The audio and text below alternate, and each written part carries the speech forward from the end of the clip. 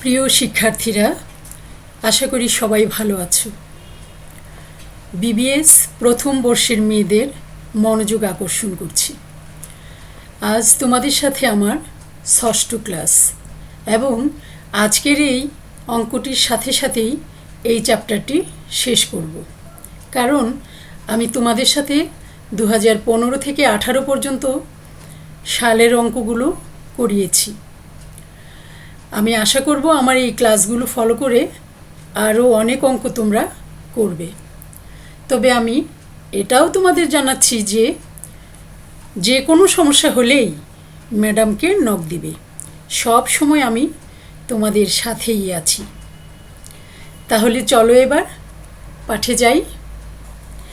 আজকের ক্লাসে তোমাদের সাথে আছি আমি Firdousi Begum, assistant professor, department of accounting, মহিলা কলেজ চট্টগ্রাম। অনলাইন ক্লাসরুমে তোমাদের স্বাগত। আজকের পাঠ চ্যাপ্টার 9, ফিনান্সিয়াল স্টেটমেন্টস। চলো তাহলে সরাসরি অঙ্কে চলে যাই। আজকে আমি তোমাদের জন্য 2018 সালের একটি অঙ্ক নিয়ে এসেছি। তোমরা এরই মধ্যে অনেক ধরনের সমস্যার সাথে পরিচিত হয়েছ। আজকে 2018 করার পরে আমি তোমাদের সাজেস্ট করব তোমরা আরও অনেকগুলো বোর্ডের অঙ্ক করবে এবং বই থেকে অঙ্ক করবে। যখনই তোমরা যে কোনো ধরনের সমস্যা ফেস করো আমাকে নক দিবে, আমি তোমাদেরকে সেগুলো পরবর্তীতে সলিউশন করে দেব। আচ্ছা, চলো এবার আমরা আমাদের অঙ্কটা একটু পড়ি। ট্রায়াল ব্যালেন্স অফ নুরুজ্জামান কোং ফলোয়েজ 2017। 2017 নুরুজ্জামান কোংয়ের রেওয়া মিলে যে নিচে দেওয়া আছে। কী কী দেওয়া আছে এখানে? ক্যাশ হলো নগদ। নগদ কি? কারেন্ট অ্যাসেট অর্থাৎ চলতি সম্পদ। পারচেস কোথায় যাবে? ইনকাম স্টেটমেন্টে কস্ট অফ গুডস সোল্ড বের করতে যাবে। পারচেস মানে ক্রয়। রিটার্নস, দেখো ডেবিট দিকে যে রিটার্নসটা সেটা হলো সেলস রিটার্নস, আর ক্রেডিট দিকে যে রিটার্নস সেটা হলো পারচেজ রিটার্নস। কাজে এই রিটার্নসটা আমরা সেলস থেকে মাইনাস করব। রিটার্নস মানে ফেরত। ক্যারেজ ইনওয়ার্ড, আন্তঃপরিবহন ক্রয়ের সাথে সম্পর্কিত, তাই এটা আমরা কস্ট অফ গুডস সোল্ডসের সাথে যোগ করব। ইনভেন্টরিজ জানুয়ারি 1 মানে হলো প্রারম্ভিক। ইনভেন্টরিজ মানে কি? মজুদ। আর এই প্রারম্ভিক মজুদ কোথায় বসে? কস্ট অফ গুডস সোল্ডসের প্রথমেই বসে, তারপরে পারচেস যোগ করি। পারচেসের সাথে আবার যা কিছু আনুষঙ্গিক সেগুলো যোগ বিয়োগ করি। ওয়েজেসও কস্ট অফ গুডস সোল্ডসের ওখানে বসবে। অ্যাডমিনিস্ট্রেটিভ এক্সপেন্স অপারেটিং এক্সপেন্সে চলে যাবে। সেলিং এক্সপেন্স এটাও অপারেটিং এক্সপেন্সে চলে যাবে। ইন্স্যুরেন্স এক্সপেন্স অপারেটিং এক্সপেন্সে চলে যাবে। আচ্ছা, অ্যাডমিনিস্ট্রেটিভ এক্সপেন্স মানে কি? অফিস খরচ, প্রশাসনিক। অ্যাডমিনিস্ট্রেশন মানে হলো প্রশাসনিক, এক্সপেন্স মানে খরচ। আর ওয়েজেস হলো মজুরি। সেলিং এক্সপেন্স বিক্রয় খরচ। ইন্স্যুরেন্স এক্সপেন্স বিমা খরচ। ড্রয়িং উত্তোলন। প্রিমিসেস সম্পদ। ইকুইপমেন্ট সম্পদ। অ্যাকাউন্টস রিসিভেবল প্রাপ্য হিসাব। এবার আসো ক্রেডিট দিকে। সেলস হলো বিক্রয়। কস্ট অফ গুডস ইনকাম স্টেটমেন্টের প্রথমেই রেভিনিউ হিসাবে সেলস লিখতে হবে। ইনকাম স্টেটমেন্টের প্রথমেই আমরা রেভিনিউ লিখি। ক্রয় বিক্রয় হিসাবে রেভিনিউ হলো সেলস। রেভিনিউ মানে কি? আয়। তারপর সেলস থেকে এই রিটার্নটা মাইনাস করব, আর এই রিটার্নটা হলো ক্রয় থেকে মাইনাস করব। ক্যাপিটাল মূলধন। অ্যাকাউন্টস পেয়েবল প্রদেয় হিসাব। প্রভিশন ফর বেড ডেটস কি? অনাদায়ী পাওনা। প্রভিশন হলো সঞ্চিতি, এটা হলো পুরাতন সঞ্চিতি। পুরাতন সঞ্চিতি কি হয়? তোমার নতুন অনাদায়ী পাওনা এবং নতুন অনাদায়ী পাওনা সঞ্চিতি যোগ করে প্রভিশনটা পুরনোটা বাদ দিতে হয়। এবার আসো অ্যাডজাস্টমেন্টে যাই। অ্যাডজাস্টমেন্টে কি আছে দেখি। 1 এন্ডিং ইনভেন্টরিজ। এন্ডিং মানে কি? সমাপনী। ইনভেন্টরিজ হলো মজুদ। তাহলে সমাপনী মজুদ কোথায় যায়? সমাপনী মজুদ দুই জায়গায় যায়। একটা হলো কারেন্ট অ্যাসেট, সম্পত্তি পাশে, উদর্তপত্রের, ব্যালেন্স শিটের। আরেকবার যায় হলো তোমার কস্ট অফ গুড সোর্স। ওটা কোথায়? ইনকাম স্টেটমেন্টের কস্ট অফ গুড সোর্স নির্ণয় করার সময় আমরা এন্ডিং ইনভেন্টরি বাদ দেই। তারপর 3000 of wages related to the next year. খেয়াল করো মেয়েরা, টাকা 3000, ওয়েজেসের 3000 টাকা রিলেটেড, অর্থাৎ এখানে রয়েছে টু দ্য নেক্সট ইয়ার, পরবর্তী বছরের 3000 টাকা ওয়েজেসের মধ্যে রয়েছে। ওয়েজেস কোথায় আছে? এই যে একটু আগে আমরা দেখলাম, এই তোমার রেওয়া মিলের মধ্যে আছে না? এই যে ওয়েজেস, এই ওয়েজেসের 20,000 টাকার ভিতরে 3000 টাকা তোমার পরবর্তী বছরে রয়েছে। তাহলে কি বুঝতে হবে? বুঝতে হবে এটা অ্যাডভান্স আছে 3000 টাকা। তাহলে আমরা কি করব? এই 3000 টাকা অ্যাডভান্স অগ্রিমটা মাইনাস করব, আবার খরচের অগ্রিম চলতি সম্পদ হিসাবে সম্পত্তি পাশে দেখাবো ব্যালেন্স শিটের। আচ্ছা, administration expense 2000 is due for 2017, অর্থাৎ 2000 টাকা অ্যাডমিনিস্ট্রেশন এক্সপেন্স, প্রশাসনিক খরচ এই বছর 2017 সালের, আমরা এই অঙ্কটা 2017 সালের করছি। তাহলে 2000 টাকা বকেয়া থাকলে আমরা কি করি? যোগ করি। তাহলে ডিউ মানি বকেয়া, তাহলে আমরা কি করব? একবার অ্যাডমিনিস্ট্রেশন এক্সপেন্সের সাথে যোগ করব, আর একবার আমরা কি করব? চলতি দায়, অর্থাৎ ব্যালেন্স শিটের কারেন্ট লায়াবিলিটিজে দিব অ্যাডমিনিস্ট্রেশন এক্সপেন্স ডিউ। তারপর আসো ইকুইপমেন্ট ডেপ্রিসিয়েটেড বাই 5000। এখানে কোনো পার্সেন্টেজ দেয়নি, এখানে ডাইরেক্ট তোমাকে বলে দিয়েছে ইকুইপমেন্টের 5000 টাকা অবচয় রাখো। আচ্ছা, তারপর হলো goods withdrawn by the, goods কি? পণ্য। উইথড্রন হলো কি? উত্তোলন। বাই দ্য কার দ্বারা? Owners K? Malik. For personal use, ব্যক্তিগত ব্যবহারের জন্য পণ্য উত্তোলন করেছে। তাহলে মালিকের এটা উত্তোলন ধরতে হবে।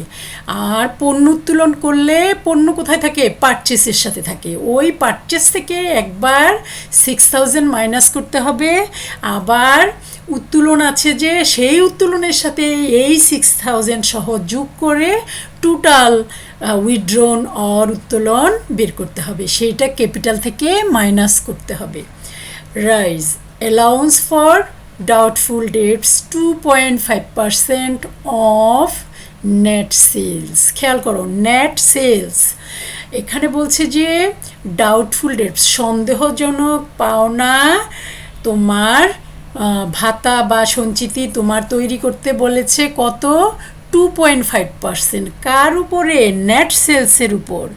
আমরা কিন্তু এতদিন অঙ্ক করেছি, সেখানে যে ডাউটফুল অ্যালাউন্স ফর ডাউটফুল ডেটসটা আমরা তৈরি করি সেটা অ্যাকাউন্টস রিসিভেবলের উপর, বাট আজকের অঙ্কে নেট সেলসের উপর বলেছে। ঠিক আছে, তাহলে আমরা কিন্তু এই জিনিসটা খেয়াল করব, নেট সেলসের উপর বলেছে। তাহলে আমরা নেট সেলস যেটা হবে সেটার উপর 2.5% অ্যালাউন্স ফর ডাউটফুল ডেটস রাখবো। ঠিক আছে, তারপর আসো কি তৈরি করতে বলেছে? Prepare a multiple step income statement. Multiple steps income statement অর্থাৎ কি? বহুধাপ আয় বিবরণী তৈরি করতে বলেছে। Classified statement of financial position, অর্থাৎ আর্থিক অবস্থার বিবরণী তৈরি করতে বলেছে। এইখানে কিন্তু তোমার ব্যালেন্স শিট সরাসরি বলে দেয় নাই। এই ফিনান্সিয়াল পজিশনটাও ব্যালেন্স শিট, বাট এটা আরেকটা নাম, অর্থাৎ আর্থিক অবস্থার বিবরণী তোমরা ইন্টারে করেছো, উদ্ধৃতপত্রও করেছো, আবার এটার অল্টারনেটিভ আরেকটা নাম আছে, সেটা হলো আর্থিক অবস্থার বিবরণী, সেটাও তোমরা করেছো, এটার সাথে পরিচিত আছো। চলো এবার অঙ্কে যাই। নুরুজ্জামান কোম ইনকাম স্টেটমেন্ট। ইনকাম স্টেটমেন্টের বাংলা হলো আয় বিবরণী। আচ্ছা, প্রথমেই আয় বিবরণীর প্রথমেই কি বসে? রেভিনিউ, আয়। এটি একটি ক্রয় বিক্রয়কারী প্রতিষ্ঠান, সুতরাং আয় হবে সেলস। তাহলে আমরা দেখি সেলস কত? সেলস হলো 2 লাখ। আমরা সেলসের মধ্যে তোমার কি দেখেছিলাম? সেলসের মধ্যে দেখেছিলাম রিটার্ন। এখন আমরা লেস করব রিটার্নটা। তারপর বেরোলো 195,000। তারপর এটা কিন্তু নেট সেলস। এই কথাটা খেয়াল রাখো, নেট সেলসের উপর আমাদেরকে কি করতে বলেছিল? 2.5% অ্যালাউন্স ফর ডাউটফুল ডেটস তৈরি করতে বলেছিল, এটার উপরে, এই 195,000-এর উপরে। আচ্ছা, এবার আমরা কি করব? লেস কস্ট অফ গুডস সোল্স, অর্থাৎ আমরা এই নেট সেলস থেকে কস্ট অফ গুডস সোল্স মাইনাস করব। কস্ট অফ গুডস সোল্স কীভাবে তৈরি করতে হয়? প্রথমে ওপেনিং ইনভেন্টরি, এখানে বিগিনিং ইনভেন্টরি দিয়েছে। ওপেনিং এবং বিগিনিং একই কথা, আরম্ভ বা শুরু। আচ্ছা, তারপরে হলো তোমার পারচেস। পারচেস কত আছে? পারচেস মানে কি? ক্রয়, 1,15,000। সেখান থেকে আমরা রিটার্ন লেস করব। রিটার্ন মানে কি?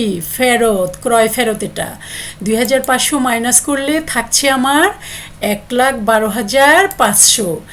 এবার এখান থেকে মনে আছে তোমাদের পণ্য উত্তোলন করেছিল মালিক, মালিক কর্তৃক পণ্য উত্তোলন করলে আমরা ক্রয় থেকে বাদ দেই, আবার উত্তোলন হিসাবে তোমার মূলধন থেকে বাদ দিই। তাহলে এখানে এই যে গুডস উইথড্রন, গুডস মানে কি? পণ্য, উইথড্রন হলো উত্তোলন। তাহলে এই পণ্য উত্তোলন বাদ দিলাম, দেওয়ার পর রইল 1,06,500। এটার সাথে আমরা ক্যারেজ ইনওয়ার্ড যোগ করলাম, হলো 1,10,500। তারপর ওয়েজেস, ওয়েজেস যোগ করব, কিন্তু ওয়েজেস ছিল আমাদের 20,000, সেখান থেকে নেক্সট ইয়ারের ছিল 3,000। তাহলে নেক্সট ইয়ারের টাকা যদি এখানে থাকে, এটাকে কি বলেছি একটু আগে? এটাকে বুঝতে হবে যে এটা হলো অগ্রিম। তাহলে অগ্রিম আমরা কি করি? মাইনাস করি। 20,000 থেকে 3,000 মাইনাস করলে 70,000। এটার সাথে যোগ করার পরে হলো 1,27,500। এই হলো তোমার cost of goods available for sale, বিক্রয়ের জন্য তৈরি হলো তোমার পণ্য।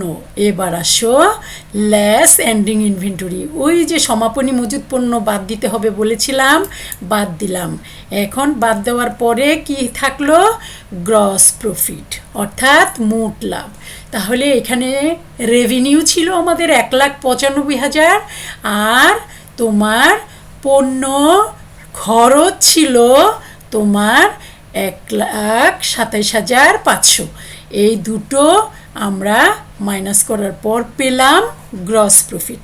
এই গ্রস প্রফিট থেকে এখন আমরা অপারেটিং এক্সপেন্স মাইনাস করব। অপারেটিং এক্সপেন্স আবার দুইটা ধাপে সম্পূর্ণ করব। একটা হলো তোমার অ্যাডমিনিস্ট্রেশন, আরেকটা হলো তোমার সেলিং। চলো পরবর্তী পেজে যাই। এই দেখো, লেস অপারেটিং এক্সপেন্স, এবং ধাপ হবে দুটো। প্রথমটা সেলিং এক্সপেন্স, এবং সেলিং এক্সপেন্স ডাইরেক্ট দেওয়া আছে 10,000। বেড ডেপ্টস এক্সপেন্স, শুনো সেলিং এক্সপেন্সে কোনগুলো আসবে? আগেও বলেছি, আজকে আরও একবার বলছি। সেলিং মানে সেলস মানে বিক্রয়ের সাথে সরাসরি সম্পর্কিত যে সমস্ত আইটেমগুলো, সেগুলো। যেমন এখানে বেড ডেপ্টস এক্সপেন্স দিয়েছি। বেড ডেপ্টস কেন?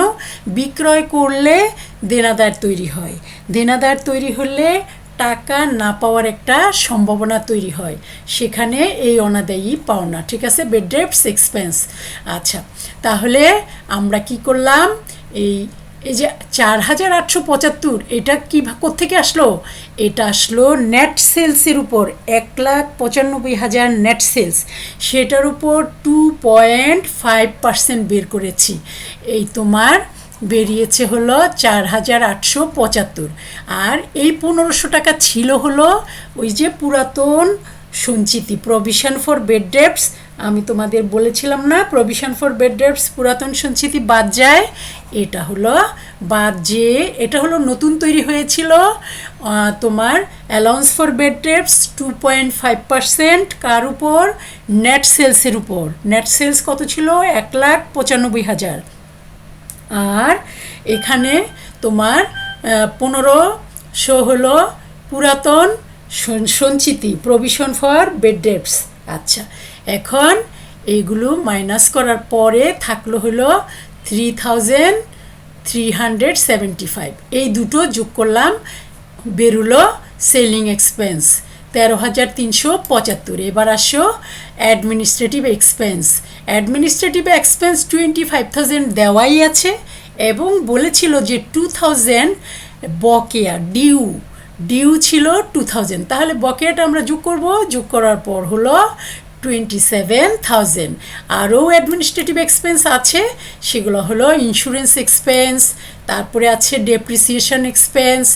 এই তিনটা জিনিস যোগ করার পর টোটাল অ্যাডমিনিস্ট্রেটিভ এক্সপেন্স দাঁড়িয়েছে 35,000। এখন অপারেটিং এক্সপেন্স তাহলে দাঁড়ালো কত? এইগুলো, এই 35,000 আর 13,375, এইগুলো যোগ করে হলো 48,375। এইটা আমরা গ্রস প্রফিট থেকে মাইনাস করব। গ্রস প্রফিট কোথায়? ওই পৃষ্ঠায় আছে গ্রস প্রফিট। এই যে তোমাদের নিয়ে যাচ্ছি ওই পৃষ্ঠায়, তোমার ইনভেন্টরির পরে এই যে গ্রস প্রফিট দেখেছ 67,000। এই 67,000 থেকে আমরা তোমাকে মাইনাস করব এখন। এই যে এখন আমাদের টোটাল অপারেটিং এক্সপেন্স হলো এই যে 48,375। ওই 67,500 থেকে এইটা মাইনাস করার ফলে এখন বেরোবে তোমার নেট ইনকাম। ঠিক আছে? আচ্ছা, এবার আমরা কি করব? ওনার্স ইকুইটি বের করব।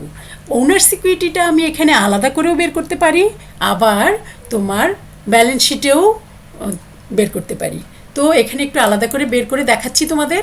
আমি কোনো কোনো অঙ্কে আলাদা করে বের করে দেখিয়েছি, আবার কোনো কোনো অঙ্কে ব্যালেন্স শিটেও দেখিয়েছি। দুটোই হবে, কোনো সমস্যা নেই যদি আলাদা করে ওনার্স ইকুইটি বের করতে না বলে।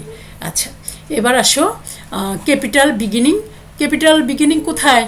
রেওয়া মিলে ট্রায়াল ব্যালেন্সে আছে 1,50,000। এটার সাথে আমরা এই যে দেখো 19,125 নেট ইনকাম যোগ করেছি।